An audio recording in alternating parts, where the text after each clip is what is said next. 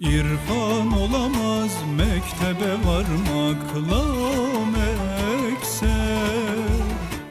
First of all, my appreciation to the Yunus Emre Institute. Mehmet Bey and his team have been amazing in arranging this talk. So I really appreciate it. And I know the Turkish Cypriot community in London much appreciate the support that we're getting from our brothers from the Anatolian mainland. So thank you so much for that. So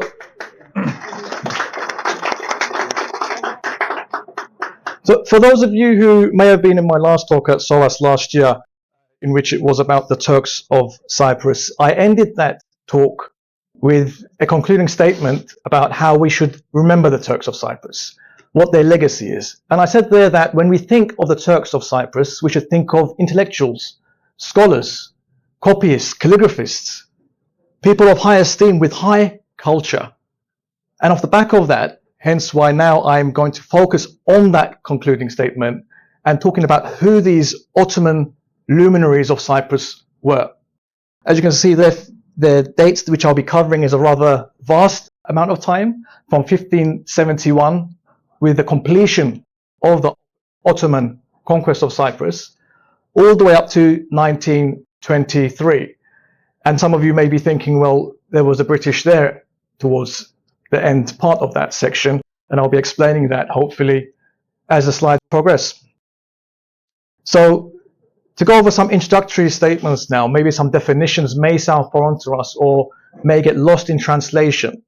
When we're talking about the Ottoman luminaries of Cyprus, oftentimes we may use how the Ottomans used to refer to the Turkish community: Ahali Islam, the people of Islam, Kıbrıs Müslümanları, the Cypriot Muslims. And this essentially is referring to those who would eventually, their descendants, would call themselves the Turks of Cyprus or Turkish Cypriots or Cypriot Turks. But of course, in those days, their definitions of ethnicity were there, but not in the same way that we understand it today.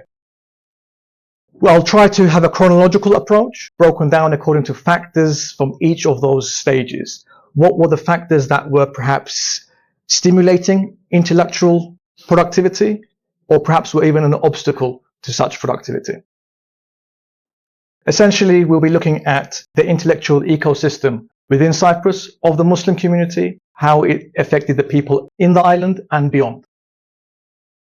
So the events from the first stage, which I'll be focusing on, is that from the completion of the conquest in 1571 to 1659. The conquest is completed and the incorporation of the island was very quick into the Ottoman territories. In fact, the Eyalet of Kıbrıs, the province of Cyprus, incorporated many southern Anatolian provinces, such as İçel, Alaiye, and such. All of these were known as part of Cyprus, southern Anatolia. So the importance in which the Ottoman state, the sublime state, had shown to Cyprus was very evident from the early stages. The settlement policy as well, those that had played a part in the conquest of Cyprus were offered to stay in Cyprus. There were also many settlers that came in. In 1572 alone, we can see from the map at the bottom there that the southern Anatolian provinces sent 1,689 families. That was in 1572 alone. Now, settlement to Cyprus was not one-off. It wasn't the Ottomans came, they settled their people and they left them, and we were just left to to our own devices. It was ongoing, and there would be reverse migration as well, in and out. The Ottoman state was one state branching from the Balkans, North Africa, the Middle East and such. Many families which have strong roots in Cyprus and have, throughout their own family members, contributed to the cultural development of Cyprus, include such as Menteşzadeler, Kaba Sakalzadeler, and the Pirizadeler as well. Here we have quite a detailed account of the Pirizade family tree. Now, the interesting thing is about them, not only were the Ottomans meticulous in their record keeping, who came to Cyprus, in what years did they come, they have censuses with those who lived there, how old they were, their occupations, but through these kind of family trees that have been independently created as well, it gives us an interesting outlook as to how or where back their ancestry goes to. So the Menteşezadeler, as the name suggests, stems from the Menteşe Beylik from southwestern Anatolia. There was from there. So prior to the Ottoman or the Beylik of Osman being founded, there was the Menteşezade, the Menteş Beylik, the Turkmen Beylik, and their descendants settled in Cyprus and became actually one of the elite of Muslim Cypriot community as well. We also have the Pirizadeler, also known as Efendizadeler, and the Beylerbey of Cyprus, Küçük Mehmet, was also from this family, the very famous one that put a stop to Hellenic rebellion that was occurring among the Rum, the Orthodox population at the time. And interestingly, if you notice on here, I don't know how clear it is for our respected audience members, but their ancestry, or their claimed ancestry, goes all the way back to Mevlana Celaleddin Rumi. It goes further back to Ebu Bekir Siddiq, the first caliph of Islam, closest companion to the Prophet, peace be upon him. All the way back, and you can see at the bottom there, Noah. So it's interesting that they've kept this kind of record, and this family tree was created in the 70s and donated to the National Archives in Karinya in northern Cyprus in the 80s or 90s. Tarikats were established, so spiritual orders such as the Mevlevis, the Qadiris, just to name a few. And these, when we say tarikat, or when we say Sufism, or many other terms or buzzwords that we hear, again, it may spring or conjure up ideas that perhaps aren't accurate for those times. So in those days, much of the elite would have an affiliation with a tarikat in a religious, spiritual sense, and also in a cultural sense as well. They were cultural hubs where they would get training in not just reading and writing, but writing divan poetry, calligraphy. So cultural expression that we view as part of Turkish culture today, be it in Anatolia, Cyprus, or beyond, is a result of this training that was happening during the Ottoman era.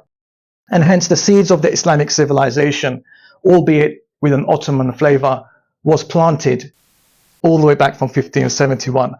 The Hani Kebir, which is known as the Büyük Han, was established very early on, based on the Koza Hanı in Bursa.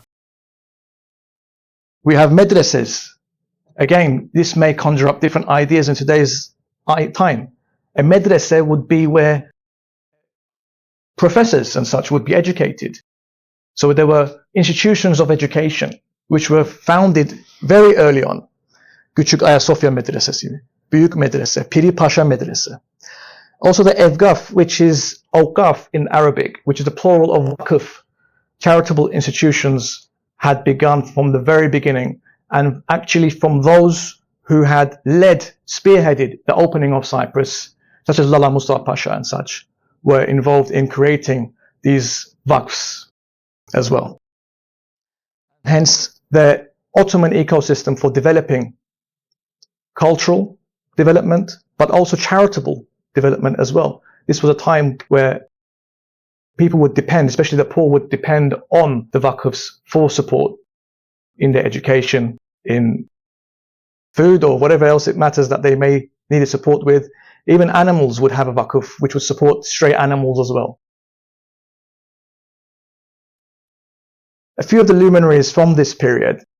It's interesting. Ahmed ibn Shahin el-Kubrisi is one.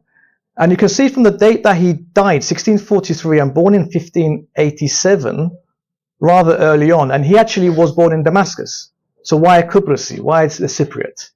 Because his father was an Ottoman soldier who had supported in the opening of Cyprus. And so even though the link to Cyprus may not be that strong, again, it would suggest how the naming conventions of the time would work. His father had helped open Cyprus, had lived there for a period of time. And even though here Ahmed Shahin was born in Damascus, he was still known as the Cypriot. He is a famous poet. His poetry is still respected to this day, of course, with the Arab-speaking communities.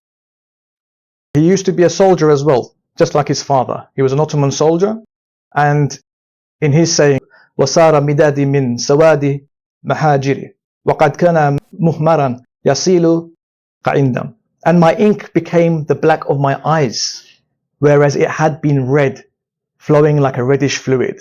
So it's referring to when he was a soldier, the red fluid here has been symbolic of blood. He had traded that in for the black ink to become a poet.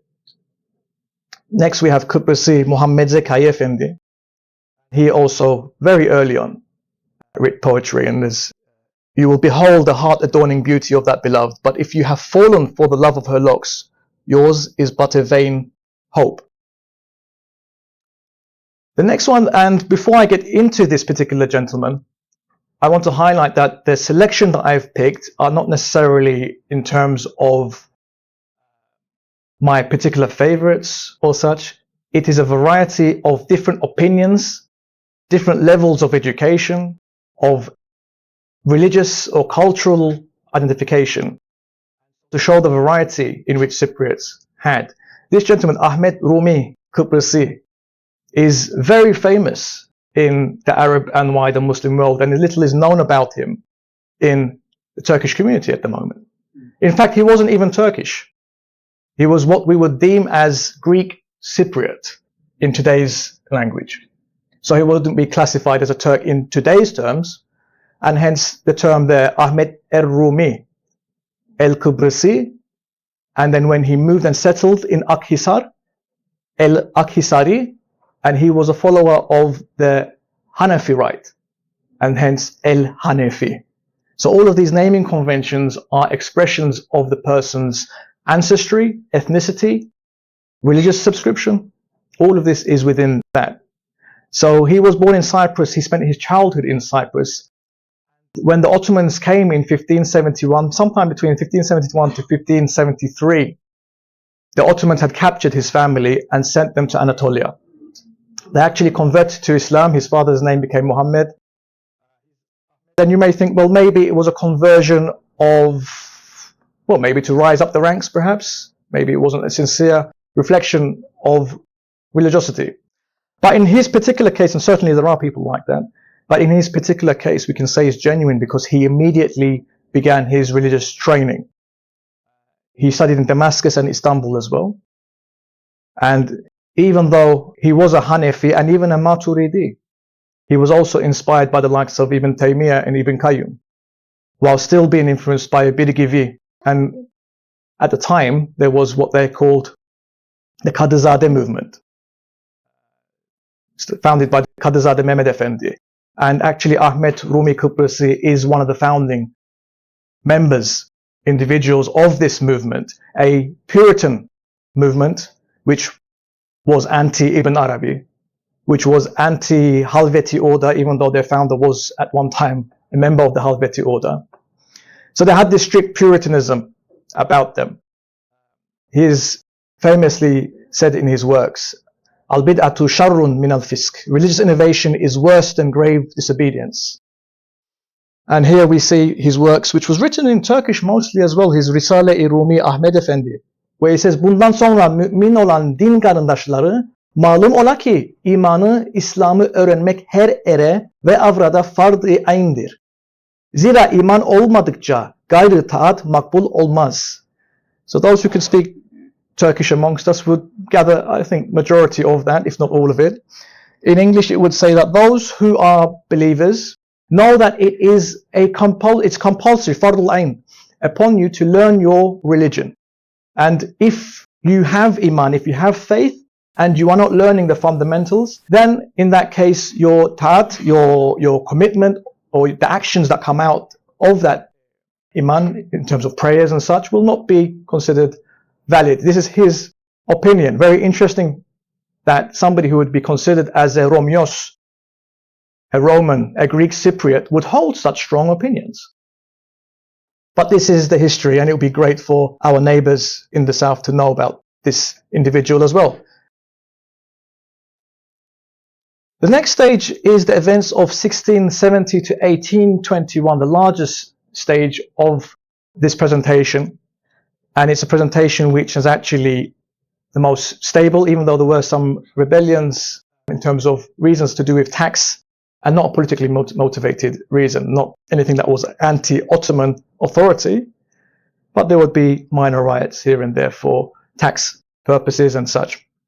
At the time, there were exiles of large-scale Yörük or Turkmen who were causing some sort of, as the Ottomans termed it, fitne or mischief, for various reasons. Many of them being from southern Anatolia. There's a reason for that, because the beylik that was there previously had been actually destroyed by the Ottomans.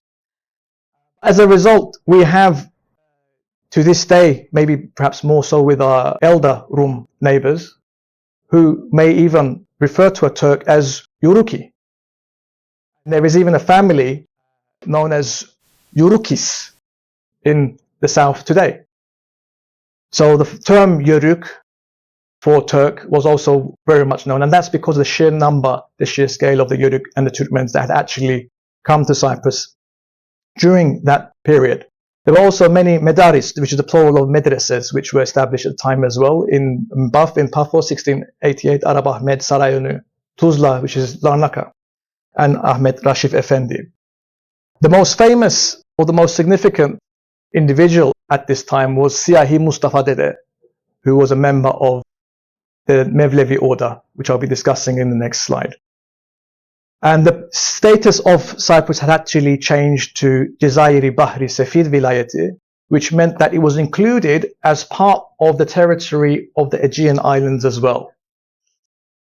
But because members of the Cypriot community, both Muslim and Christian, had gone to the Cypriot vizier at the time, Kıbrıslı Muhammed Emin Pasha, and asked that they wanted more attention on Cyprus and more favorable terms, the status was changed to a mutasarrif, which is a pashalık.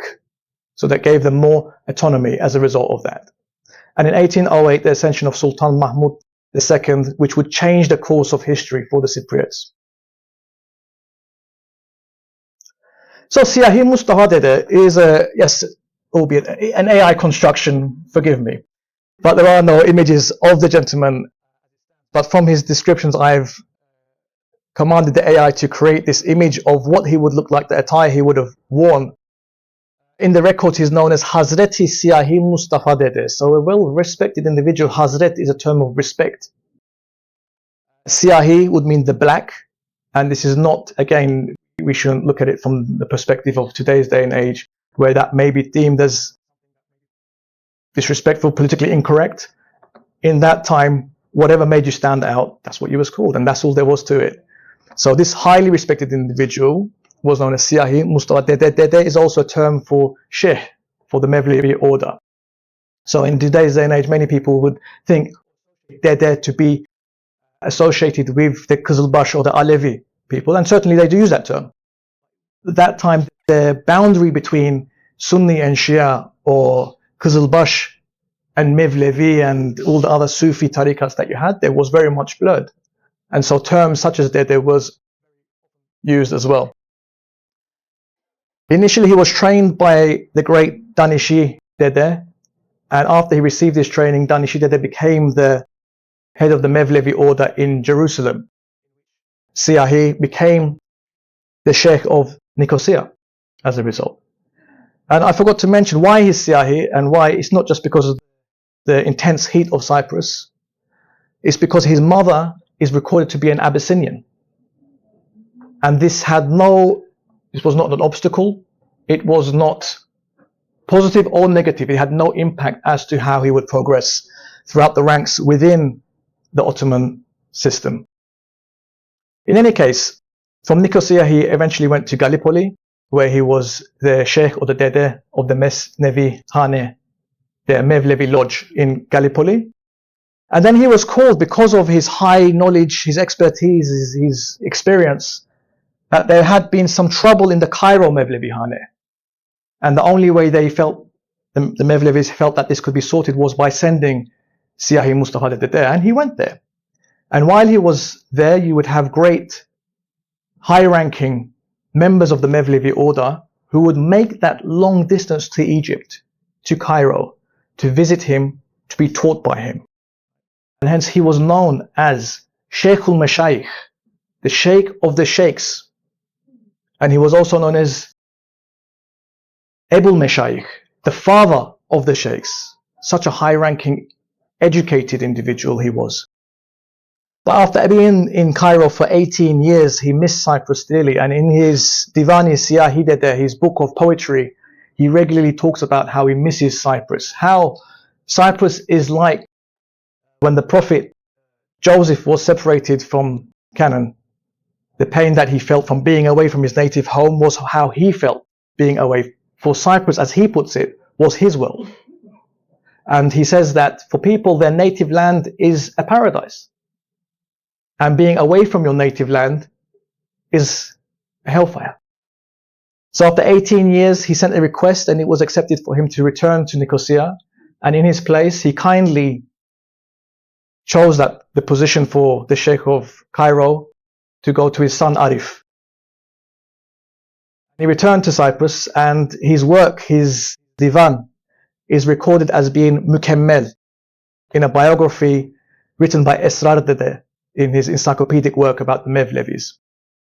Such was the high standard of the poetry written by Siyahi Mustafa that he employed many different techniques, such as the chronography, or in Turkish harf düşürme. So they would have secrets within their passages of poetry. So in this example it says, Merhaba Baba Hasan Kıbrıs'a oldu paşa. When you break down according to what was known as the ebced system, each letter is equal to a value.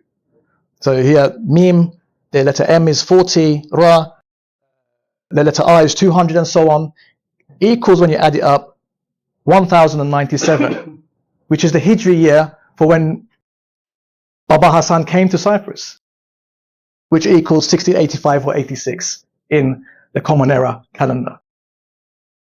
And a little sample from his poetry, I think is beautiful how he feels regarding his spiritual route, his tariqa.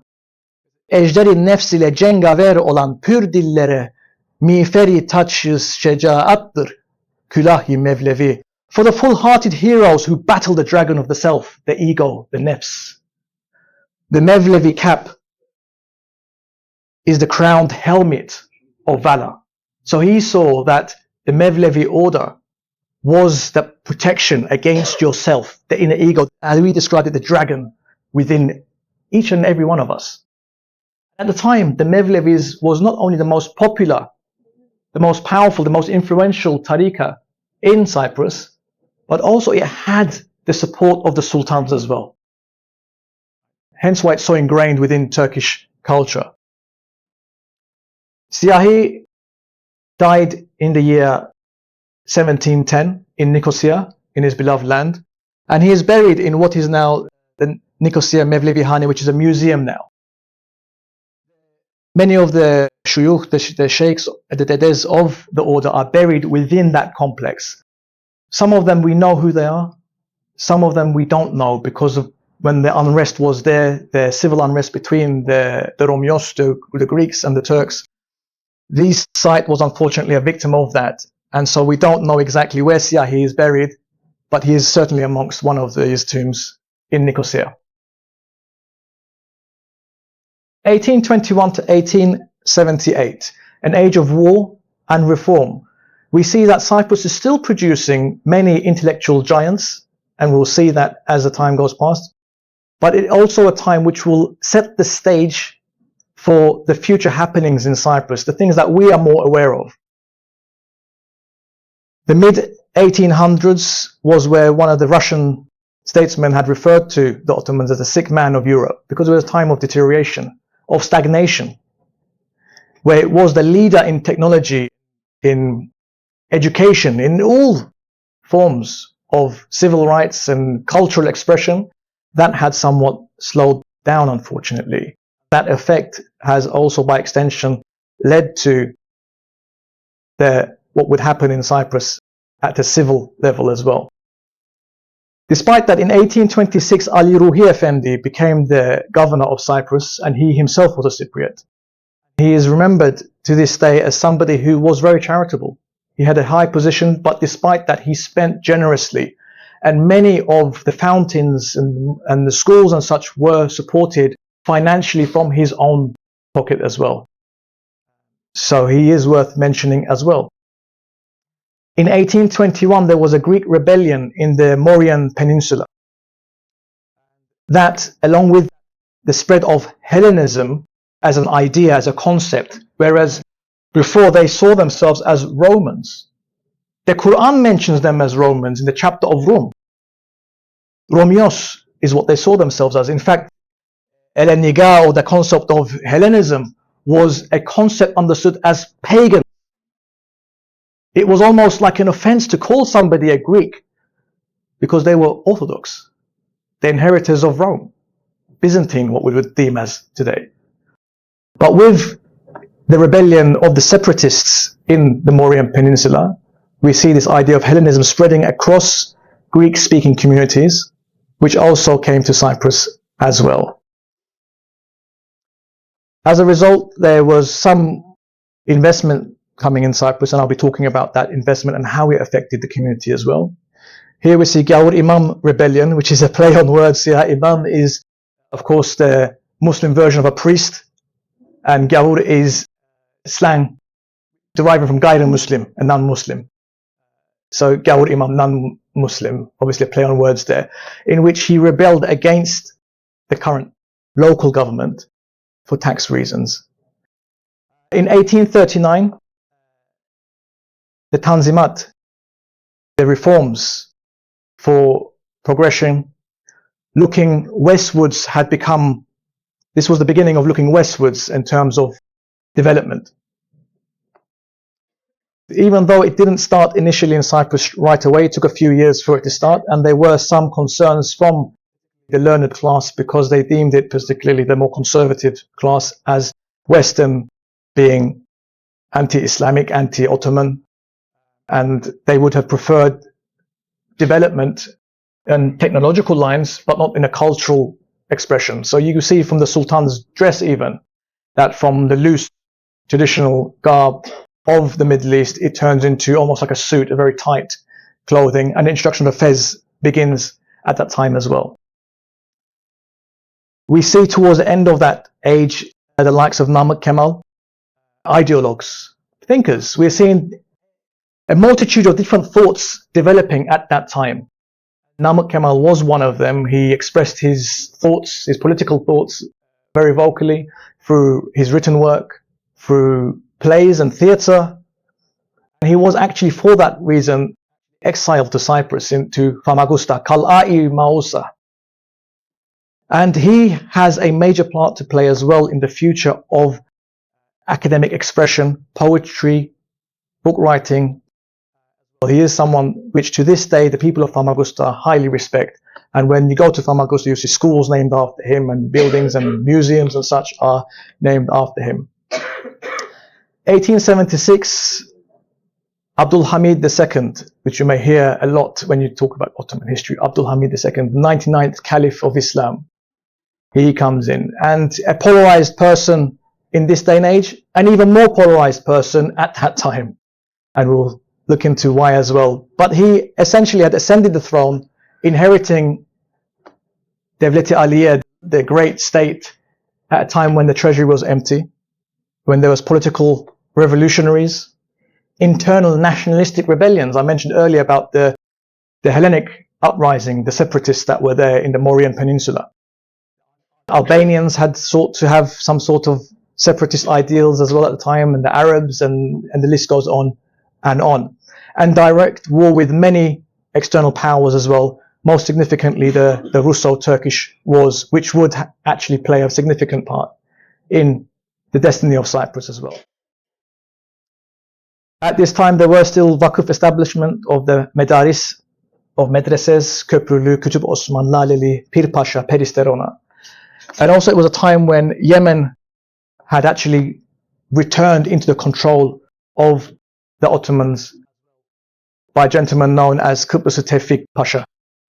So a Cypriot who was initially sent to the Arabian Peninsula by the good word of the governor or the Khedive of Cairo of Egypt to become the Ottoman representative in Mecca in Mukarreme. So the Ottoman representative in Mecca, this holy land, was a Cypriot, Kıbrıslı Tevfik Pasha. And it was his idea, he was constantly sending letters to the Sultan, that the British are having a base in Yemen. The Yemenis are having civil unrest as well. The tribes between themselves are fighting each other. The Zaydis against the non-Zaydis, the Imam should control Sana'a and such, much as what is going on today, unfortunately. And so it was because of this Cypriot, his effort, his stubbornness on this issue, that the Sultan had actually agreed to send a force to Yemen. And he was successful in controlling the shoreline. He invited the Zaydi Imam to come and speak to him as to what the agreement should be here with regarding the Yemen. And he said, fine. He said, I am quite happy for Sana'a to have a Turkish garrison, but the highlands where the Zaydis live are going to be in my control. He said, that's fine, as long as in the Friday sermon, as is the tradition in Islam, the Caliph's name, the Sultan of the Ottoman Empire, his name should be mentioned in the Friday sermon as opposed to the Zaydi Imam. And he agreed to that. What happened, however, and perhaps this was a bit of naivety from perhaps Kıbrıslı Tevfik Pasha, was he went with a small force to Sana'a. When the name of the Sultan was mentioned in the Friday sermon as opposed to the Zaydi Imam, there was an uproar. And they saw the Zaydi Imam as a traitor. Hence there was a rebellion.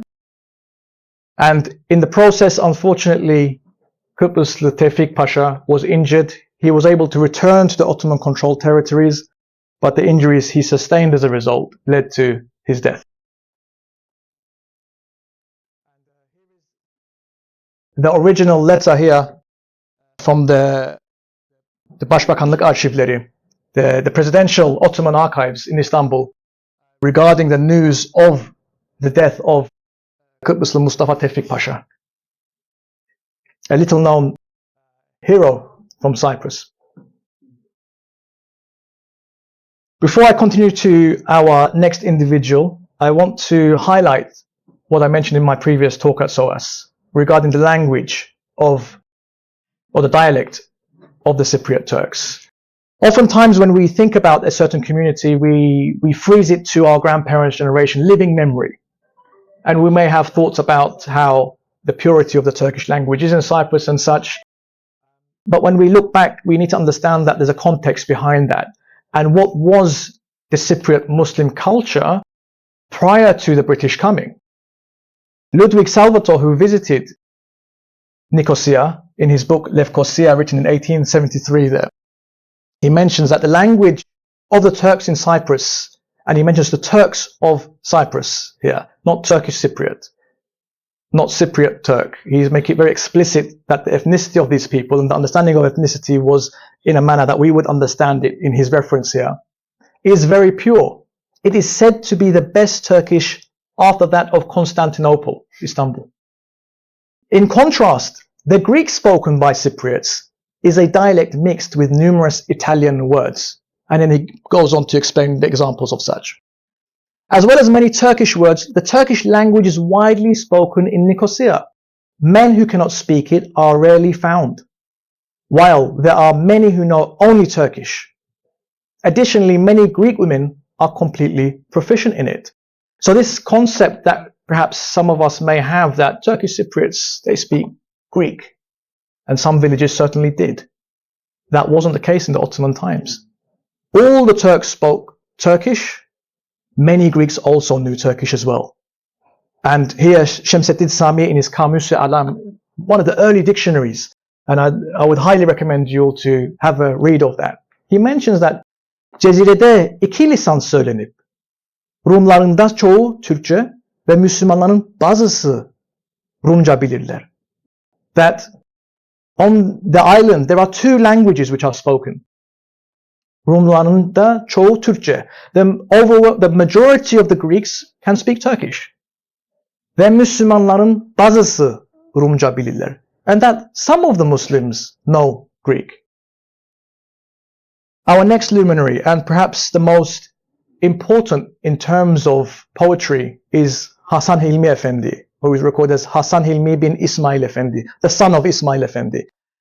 born in 1782 in Nicosia, from the Menteşizade family that I mentioned in my early slide there.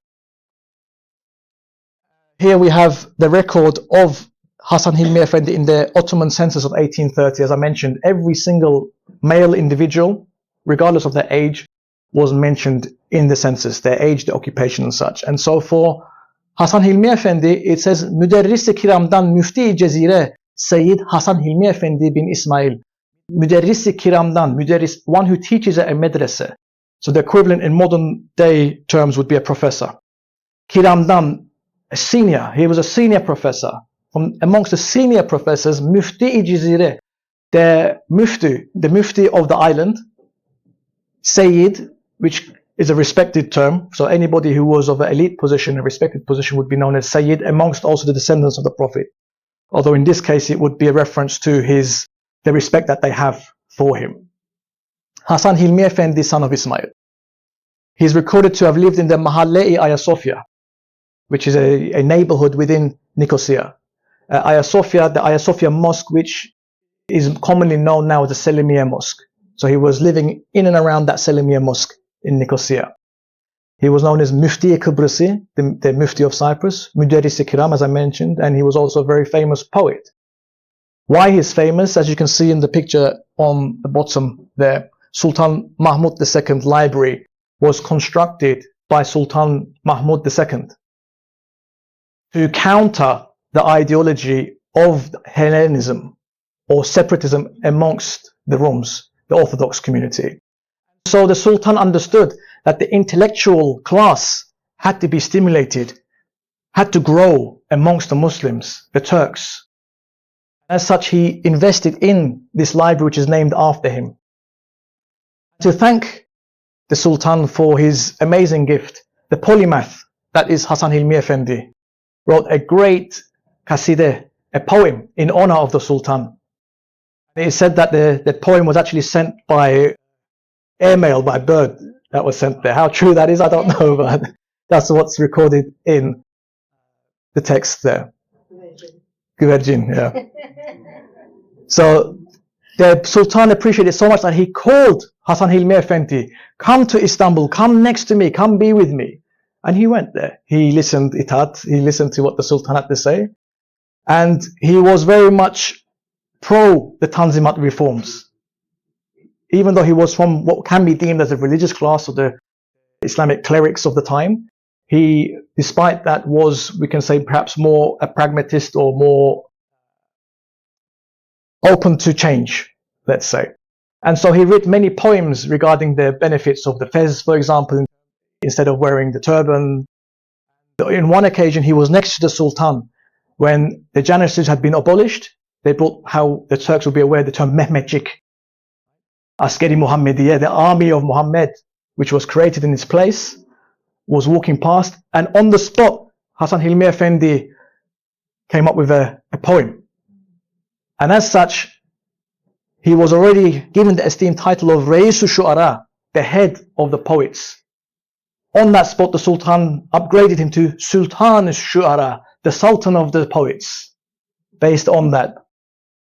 Despite that, there's something about Cyprus that is always calling the Cypriots back. We saw that with Siyahi Efendi, and it repeats itself with Hasan Hilmi Efendi as well. He longed to go back to Cyprus. Along with that, the elite poets and people around the Sultan were jealous of him. Who is this guy from the Tashra, from far-flung parts of the territories, all of a sudden given this favored position by the Sultan, such that he is Sultan al-Shu'ara? And they used to make gossip about him. They used to try and do all sorts of bad things and make him feel uncomfortable. And so despite that, he really he wanted to return to Cyprus. The Sultan hadn't agreed to this. He was too fond of Hilmi Efendi. And so what Hasan Hilmi Efendi decided to do was he secretly voyaged to Cyprus and left the Sultan a letter to say, Elvada, I'm off. The Sultan, rather than being angry, he actually rewarded him. From a Muderris, then he also became the Mufti Jazire, the island's Mufti, as a result of that. A sample of his poetry I've put here from his Divan Şeyh Kıbrısı Hilmi Efendi, which is a large collection of his poetry. Amazing, amazing work. I'm sure many of you know that Cyprus is the resting place of one of the aunties of our beloved Prophet, peace be upon him, Haram bint Milhan, who is lovingly known by the Cypriots as Hala Sultan, Auntie Sultan. And was even known by the Orthodox community as the pious lady. Such was the respect and esteem they had for her. So next time you hear Cyprus is the island of Venus, please correct them. Our island is not the island of, please forgive me, but on the trays they have it, Venüs'ün aşk yeri, please. This is not appropriate for our island. It is the island of Haram, Hala Sultan.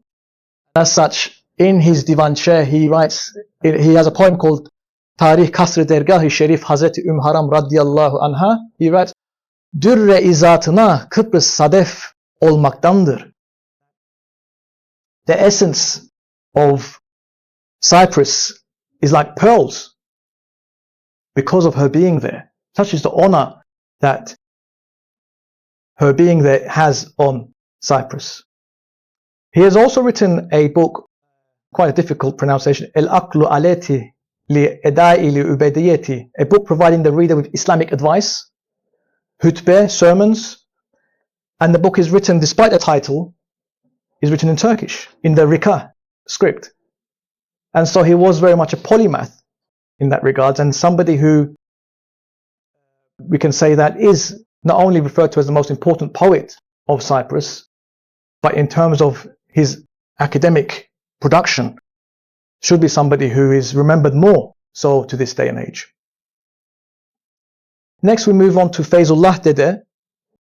He is important not just because he was the head of the Mevlevi order. I haven't mentioned all of the sheikhs there, but as I mentioned, this was a cultural factory for the island in many sense. So it's very normal that we have many individuals, and I could have listed I could have made this whole presentation about the sheikhs and the dedes of the Mevlevi order because of even the secular production that they had. So Feyzullah, as he is recorded in the census of 1830, Mevlevi Shehi Feyzi Efendi bin Yakub. So Feyzi is short, just like Mehmet is short for Muhammad. Feyzi is short for Feyzullah. The Mevlevi Sheikh, Feyzi Efendi, son of Yakub. He was from the Mahalle-i Arab Ahmed Pasha, which is another neighborhood within Nicosia as well, Arab Ahmed. He was from that neighborhood.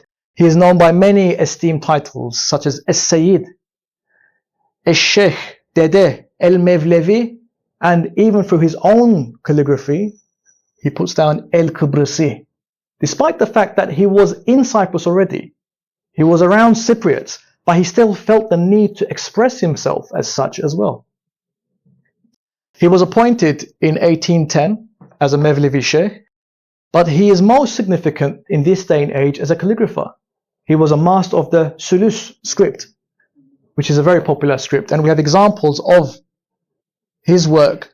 Unfortunately, none in paper is present in our day, but we have his work literally carved on rocks and buildings. Here we have the entrance to the Mahmud Library, where he has a verse from the Surah Bayyinah, Fiha Kutubun Kayyuma. How truthful are the scriptures? In reference, obviously the Quranic reference is to the books, the holy books, but it's fitting because of the theme and a library being built there. This is his work. You have his signature here, Feyzullah Dede. And inside the library, his connection with other esteemed luminaries is also present. The poem by Hilmi Efendi has been inscribed by Feyzullah Dede within the library as well. His signature there, also on the side there, Ketebehül Fakir Seyyid Feyzullah Dede. So written by, and he's being modest, because he's a religious man, of course, Fakir, poor, you're lowly, but then he follows up that with Sayyid. So he gives a bit of modesty, then he praises himself as well by saying Sayyid Feyzullah Dede. And from the tombs that we have in the Mevlevi Hane in Nicosia, we are fortunate to know exactly which one belongs to him. It's the image there which I took on one of my visits to the Mevlevi Hane in Cyprus. We have works of his across the whole of Cyprus. So In Limassol, the Can Kurtaran Castle has works of Feyzullah Dede. Kutup Osman, the Kırklar Tekke used to have it, is no longer there, unfortunately. We don't know where it is, unfortunately. It may well be. It may well be the case. When the British came, there was a lot of business transactions, let's say, that were happening. But mostly you would find his works across Nicosia in the fountains that were funded by the governor of the time, Ali Ruhi Efendi. And he died in 1851. Next we have a very interesting character, Aşık Kenzi. And we don't actually know for sure what his real name is. He has actually given us a clue in one of his poetries that his name may be Kasım, possibly. But he's more famously known as Aşık Kenzi, just like you have many Aşıks poets and saz singers that you have in Anatolia to this day. He was born in Cyprus in the year 1795. He is a Nicosian, Lefkoşalı. He knew Turkish, Persian, and Arabic, the three important languages of the Muslim world. If you wanted a strong education in secular and religious sciences, you had to know these three languages. And so he was a very educated individual. At an early age, he moved to Anatolia, and that's where he progressed his education with the Bektashi order. So he was not a Bektashi in Cyprus. He went to Anatolia and he became a Bektashi there, which at the time would be considered as a Sunni Sufi order, which has now over time and the divisions that we have, the rigid divisions which we have between Sunni, Shia, Alevi, Kızılbaş and such, that blur is no longer there. And so Bektashi would be seen to be something associated only with Kızılbaş or Alevi religious thought. In any case, we don't have much sources for him. There is a work by Ahmet Badi in his Riyazi Belde-i Edirne, because he eventually settled in Edirne. And so we have some information from that encyclopedic work and what he has actually been kind enough to share with us.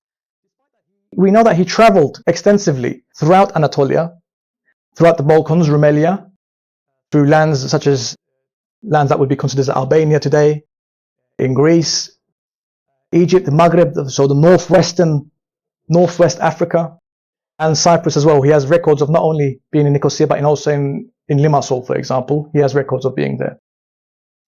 He was also an Ottoman soldier. So as well as being from the educated class, he fought against separatism. He fought for unity, Ottoman unity. So the separatists that were causing mischief in the Morea to have Hellenic ideals for a new Hellenic state, which was encouraged by this European, actually, Western European idea, romanticism with ancient Greece. He fought to keep us all united in the Battle of Missolonghi and Athens as well. Despite his very adventurous and colorful life, he ended up being a saz shairi in Edirne, where he would go around and playing his saz and reciting poetry for money. Quite a humble and modest end towards his life. I want to read some of his poetry, and what I like about him is quite accessible to a modern audience as well. Even though he has a divan, which is traditionally known to be very strong in Persian, Farsi words and Arabic words, and various techniques are there to make it as difficult as possible almost for the reader. His one is actually quite accessible for a modern audience. So he mentioned in the Dasitani Kıbrıs, the Cyprus epic, Bunlar dört adadır alemde namdar, Mora, Girit, Kırım, Kıbrıs aşikar. İkisi zapt etti hilakar küffar, İkisi İslam'da bu dem, bu saat. Girit de uğradı bu temaşaya, Baş oldu Muhammed Ali Paşa'ya, Medine vakfıdır Kıbrıs, yaşaya. Kudüs'le Kıbrıs'ı verir mi devlet? That translates to, there are four islands that are famously known. Morea, Crete, Crimea, and Cyprus are well known. Two of which have been captured by the deceitful infidels. Two of which are still within the realm of Islam. Crete has also been involved in these troubles, which has been donated to the Muhammad Ali Pasha, who was the governor or the Khedive of Egypt at the time. Yes. Medina, he helped as well. He did help, but there was a division in the Ottoman state at the time, and he supported, and Medine Vakfı'dır. Kıbrıs yasa. So the island of Cyprus, I mentioned the word vakf earlier, charitable institute. The island of Cyprus belongs to the Medine Vakf Institute. Kudüs'le Kıbrıs'ı verir mi devlet? Is it comprehensible that the state may give away Jerusalem or Cyprus? How painful is that in this day and age? When we think of Jerusalem, what's happening today? When we think of the state of Cyprus and what they went through in the time of the Ottomans, this was inconceivable. The state had stability there for all of its citizens. And to counter this idea, and to be honest, the verse itself is not that significant from a poetic sense. But in order for us to comprehend that this idea that there was no idea of ethnicity in the past, that even the term Turk, Mustafa Kemal Atatürk came, and everybody was Turk all of a sudden overnight. The idea of being Turk was not around before. We can call it an Arab. There was Arabs, there was English people, there was Greek people. Of course, they had their separatist ideas, the Romanticism, ancient Greece. But the term Turk didn't exist, did it? Here he mentions, Kimi Arap, Acem, Türk, Kürt, Kimi Laz. Who's an Arab, a Persian, a Turk, a Kurd, a Laz?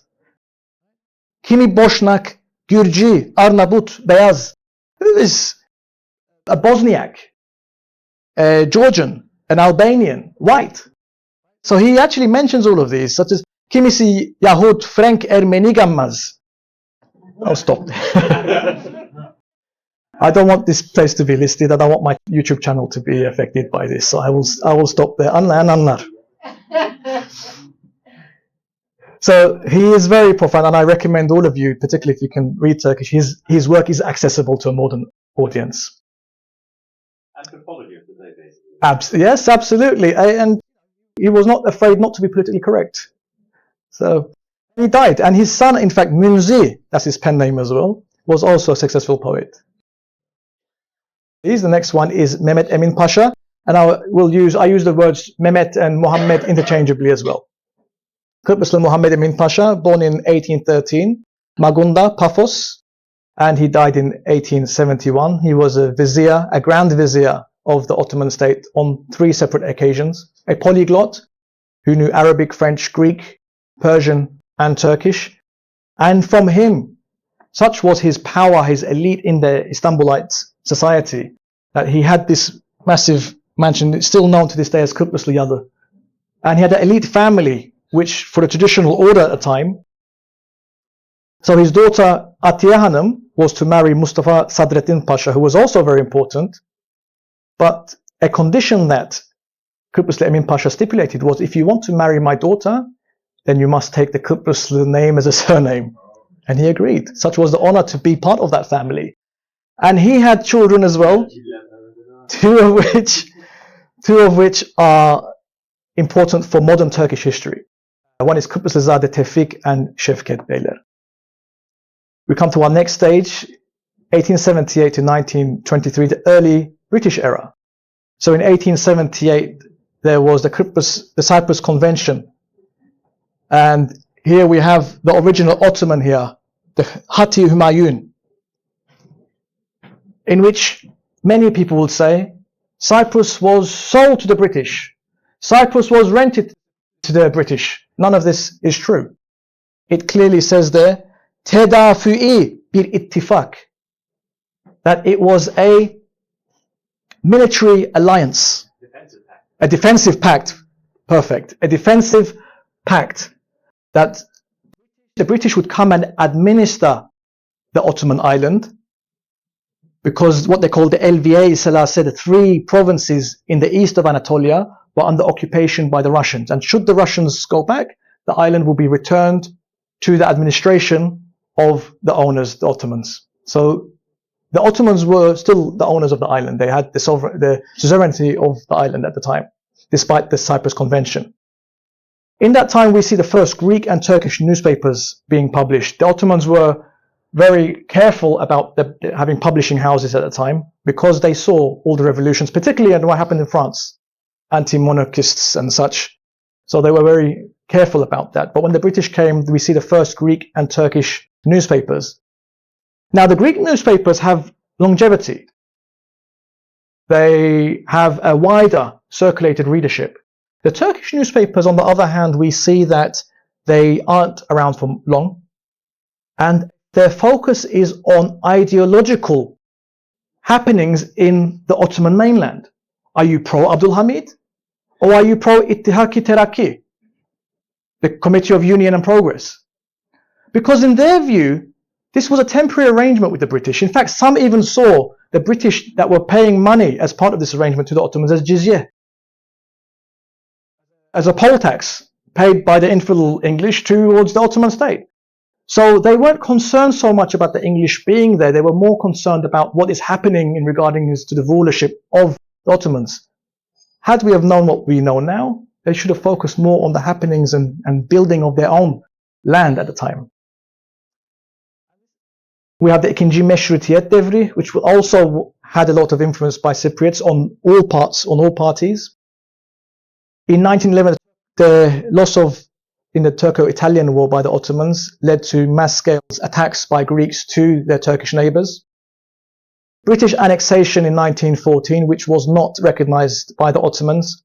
The Meclis-i Milli in Nicosia, and then the Treaty of Lausanne in 1923, where the Ottomans, or the newfound Turkish Republic, recognises the annexation of Cyprus, and hence that is the end point of Ottoman or Turkish rule at the time.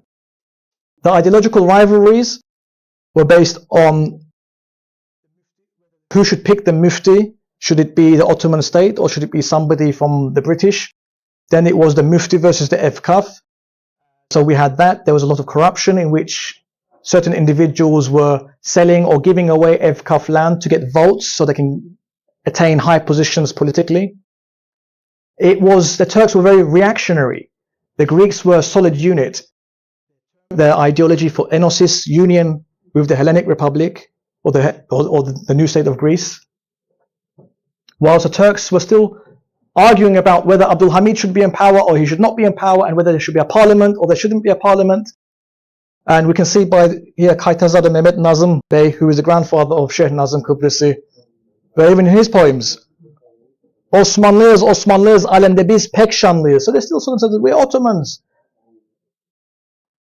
The newspapers at the time, as I said, were ideological battlefields, where we have the likes of Tüccarbaşı Derviş with his Zaman Gazetesi, one of the first publications, which was pro-Abdulhamid, and then infiltrated by the Young Turks, Jön Türkleri. And once they split, then Zaman Gazetesi had a rival called Yeni Zaman Gazetesi, New Times. So you had the Times and the New Times, one pro-Abdulhamid, one anti-Abdulhamid. You had the likes of Kıbrıs Gazetesi, which was originally pro-Abdulhamid. So here we see this grand armor of the Ottoman Empire, and they're praising Abdulhamid, and it started off all well and good for Abdulhamid, and then they slowly shift ideologically towards the other camp. At the bottom here we have Islam Gazetesi, which was founded by a Bafidi, somebody from Paphos, which I'll be discussing briefly. Despite the name, where often in modern times we think that İttifak ve Terakki are the more liberals, so therefore you would assume they want parliament, they want a perhaps more secular government. But despite that, there were religious people amongst their ranks as well, so it wouldn't be fair to say that this was the religious group and that was the irreligious group. So this individual who had the Islam newspaper was monitored by the Ottoman state, and there were people, muftis and such, qadis, who were sending reports to the Grand Port in terms of what was happening, and as a result of that, the owner had to keep away from Istanbul up until the İkinci Meşrutiyet in 1909, where he went to Istanbul. At the time, we have Muhammed Ziyaettin Efendi, Ziyaye Efendi, who was a Hajj, which means he had made the pilgrimage to the Kaaba in Mecca. He was a Hafiz, he knew the whole Quran by heart, a Mufti. He was Azhari, he had studied in the great establishment of Azhar in Cairo. He was a Kadı, a judge, a Naib, some sort of like a governing figure of various districts. So he was like the head of Baf and Lemosun, for example, Paphos and Limassol. And in 1918, the elites of Cyprus convened. They called it Meclis-i Milli, as a result of what's going to happen. There's a Paris peace conference happening. How do we deal with that as Cypriots? The British are still hanging around longer than we would have wanted them to. What shall we do? And they elected him as Reis-i Millet, the head of the nation. This is significant because he is the first elected Turkish leader on the island. And all we have now in praise of that is a wonky sign in the Nicosia street, whereas you have statues of Rauf Denktaş and Fazıl Küçük, and yes, they contributed. He was the first, and he established the first Turkish political organization, Cemaat-i İslamiye. Not to be confused with the South Asian Cemaat-i Islam or Muslimin. Islam here, Muslim, Osmanlı is interchangeable with Turk as well. Here's Ziya Efendi in Limassol. There was a letter of urgency sent in 1910 because there was mass poverty as a result of British occupation. There were villages that were forgetting Turkish. They had to work with their Greek neighbors. They were speaking up Greek, and many were offered incentives to apostate to Christianity. Becoming Christian meant becoming Rum. And so a letter of emergency was sent by Ziya Efendi to the Ottoman Sultan. We need teachers. We need imams. We need schools. Here's another interesting letter from 1914, Rüyet-i Hilal. So, as many of you know, the Turkish Diyanet and the Balkans and such, in northern Cyprus, when it's going to be the day of Ramazan, or Eid, or Bayram, or the Mevlid, is based on calculated systems now. Quite an intricate and developed system. At that time, however, it was based on Rüyet-i Hilal, observation of the crescent. And you had to have official stamped letters approving that the people that observed the moon sighting were respected Muslim men. It was Ziya Efendi who approved that. And that's the letter there that we have regarding the beginning of the day of Ramazan. I'll very quickly just pass through with this. The role of the Cypriots in Istanbul regarding what's called as 31 Mart vakası, the incident of 31st of March, which wasn't in March actually, it was in April, but there was an old calendar system, hence the name. And the coup d'etat in the palace in 1913. So we have another Grand Vizier of Cypriot heritage, Kıbrıslı Kamil Pasha, born in 1832, who was obviously pro-Abdülhamid. He was Grand Vizier 3 times. He knew Turkish, Arabic, Persian, French, Greek. And he was referred to by the Daily Mail as Turkey's strongman. After Abdülhamid was ousted as a result of the 31 Mart vakası, he later became a member of the Ahrar Fırkası, which was a more of a liberal party, we can say, but it was not a young Turk. It was not part of the young Turk ideology, we can say. Another individual, Derviş Vahdeti, a Nicosian. He is a very interesting person who not many people know about. Maybe those who are followers of Said Nursi will know of him because of their close connection. He was born in 1869. He had his education or foundational education in Cyprus. Then he went to study at a medrese in Istanbul.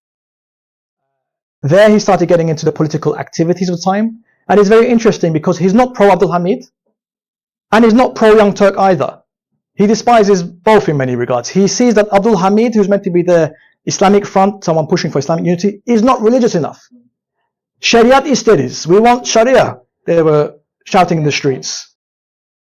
And so he had a newspaper, Volkan Gazetesi, which is Dini Siyasi Osmanlı Gazetesidir. That it is a religious political newspaper. Hence why in modern publications and or research about him, they call him an Islamist, whatever that is meant to mean. The Volkan Gazetesi, in which Said Nursi, from the Nurcu Cemaat of today, the founder of that, he would write articles for Volkan Gazetesi.